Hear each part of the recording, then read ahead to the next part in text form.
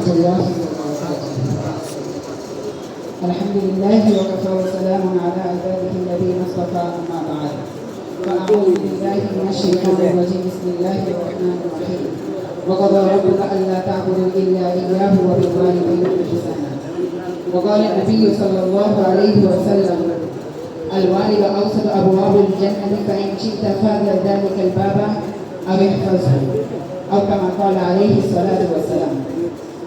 আল-আমান ছাত্র কাফেলা কর্তৃক আয়োজিত সাপ্তাহিক বক্তৃতা সেমিনারের সম্মানিত পরিচালক বৃন্দ, বিজ্ঞ বিচারক মণ্ডলী এবং আমার সামনে উপস্থিত প্রিয় তালিবে ইলম ছাত্র ভাইরা, সকলকে জানাই আমার অন্তরের অন্তঃস্থল থেকে গভীর শ্রদ্ধা ও অভিনন্দন। পৃথিবীর এই ভয়ঙ্কর অধ্যায়ে যখন চারদিকে অন্যায়, অবিচার, জুলুম, নির্যাতন আর নাফরমানি বিদ্যমান, মা বাবার প্রতি দায়িত্ব ও কর্তব্য তো দূরের কথা, রক্তচক্ষু, অবহেলার বৃদ্ধাশ্রমই যখন তাদের শেষ বয়সের পাওনা, তখন মা বাবার প্রতি সন্তানের দায়িত্ব ও কর্তব্য বিষয় নির্ধারণ করে এই অধমকে কিছু বলার সুযোগ করে দেওয়ার জন্য পরিচালক বৃন্দদের প্রতি কৃতজ্ঞতা জ্ঞাপন করছি। আমার সন্তানটা থাকুক দুধে ভাতে। পৃথিবীর সব বাবা মার দিলের চাহিদাই যখন এটা, তখন একদল হতভাগা সন্তানেরা তাদেরকে জীবন সংসারের সবচেয়ে বড় বোঝা বলে মনে করে। একটা ছোট্ট ঘটনা বলুন। একবার মুসা আলাইহিস সালাম আল্লাহকে জিজ্ঞেস করলেন, হে আল্লাহ, আমার জান্নাতের সঙ্গী কে হবে? আল্লাহ রাব্বুল আলামিন বললেন, কসাই। মুসা আলাইহিস সালাম খোঁজ দিতে গেলেন সে কসাই, যে কোন কারণে তাকে আমার জান্নাতের সঙ্গী বানানো হলো। মুসা আলাইহিস সালাম কসাইয়ের কাছে মেহমান হওয়ার অনুমতি চাইলেন, তো কসাই অনুমতি দিলেন। রাতে বাসায় যাওয়ার পূর্বে কসাই ছোট্ট একটি কুটিরে গেল। কুটিরে ছিল এক কনকনে বৃদ্ধা মহিলা। কসাই তার খুব সেবা যত্ন করলো, নিজ হাতে খাইয়ে দিল এবং বিছানা তৈরি করে পা টিপে টিপে ঘুম পাড়িয়ে দিল। মুসা আলাইহিস সালাম দাঁড়িয়ে দাঁড়িয়ে সব অবলোকন করলেন। অবশেষে কসাই বলল, ভাইজান চলুন, পাশেই আমার বাসা। মুসা আলাইহিস সালাম বললেন, বুঝলাম না, কে এই মহিলা এবং সে তোমার মাথায় হাত রেখে কি বলছিল?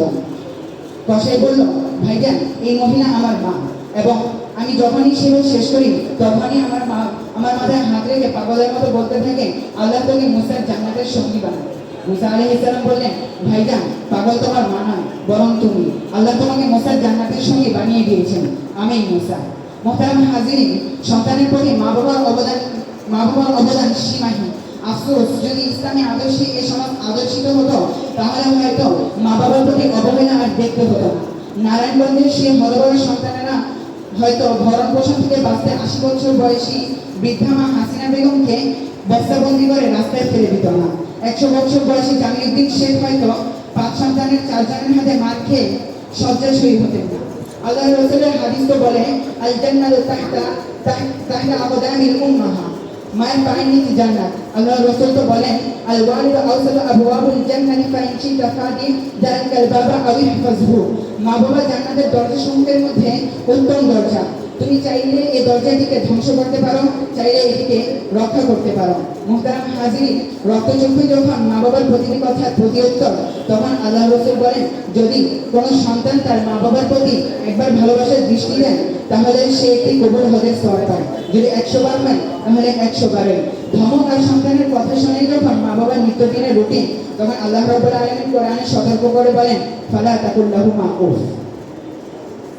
স্বামী ছিল, ছেলে ছিল, আজ কেউ নাই। ঘর ছিল, বাড়ি ছিল, আজ নাই ভাই। তবু খোকা খুশি থাকুক, প্রার্থনা আমার, খোদা সরে সঙ্গী হোক আমার খোকা। শত শত অবহেলা আর নিষ্ঠুরতার পরও বৃদ্ধাশ্রমের সদস্য মায়ের দিলের নিবেদন এটাই।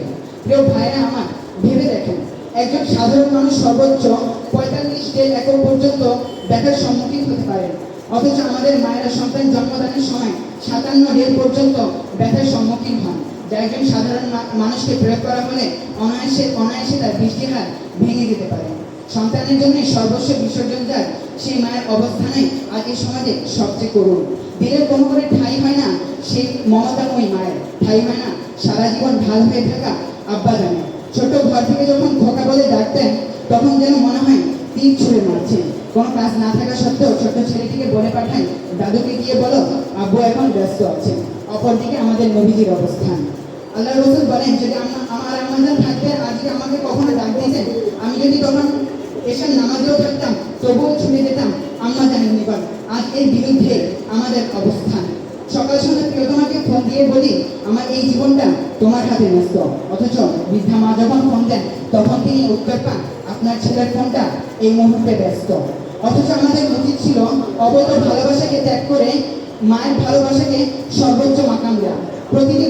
প্রতি বছর আমরা নেটফ্লিক্স, ইন্টারনেট, ফেসবুক আর ইনস্টাগ্রামে প্রায় 250 কোটি টাকা খরচ করি। অথচ আব্বাজানকে যদি একবার ফোনে 59 সেকেন্ডে লাল বাটন দিতে কথা শেষ করে দেয়, মিনিটে 3 টাকা করে কাটছে বলে। আর যদি কখনো কোনো সিমে অফার পায় তাহলে তা মা বাবার সাথে ব্যয় হয় না, বরং তা ব্যয় হয় প্রিয়তমা অমুক বিনতে অমুকের সাথে।